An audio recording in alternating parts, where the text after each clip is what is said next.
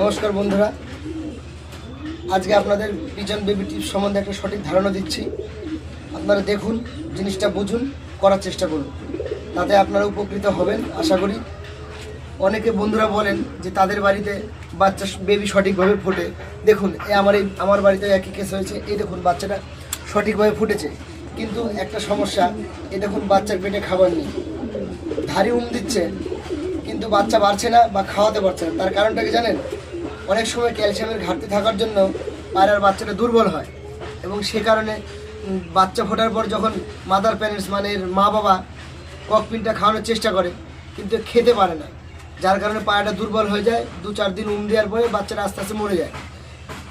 আপনাদের যারা পায়রা বসেন, এই যাতে না মরে তার কারণে একটা সঠিক সমাধান দিচ্ছি। দেখুন, আপনারা সবাই এই টিপসটা ব্যবহার করুন। দেখুন, কিচ্ছু নয়, এখানে আমার পার্লেজি বিস্কুট আছে, একটা সিরিজ আছে, একটা ছোট পাত্র আছে, আর একটা কাপ আছে। দেখুন, এই কাপের মধ্যে গরম জল আছে। গরম জলটা অবশ্যই একটা হালকা হালকা উষুম গরম জলটা এখানে নিলেন।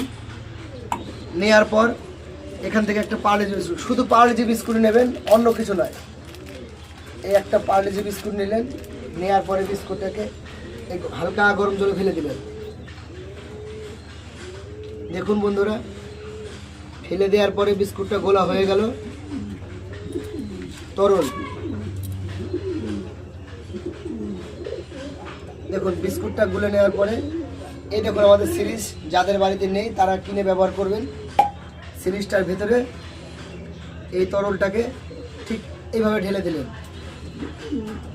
দেওয়ার পরে এটাকে হালকা করে পাঞ্চ করে নেবেন। নেওয়ার পরে এই দেখেন তরলটা রেডি। তখন এটাকে কি করবেন, এই যে বাচ্চাটা দেখেন, আলতো করে ধরবেন। এই সময় বাচ্চাটাকে যাতে সে ব্যথা না পায়, হালকা করে পাঞ্চ করে দিলেন।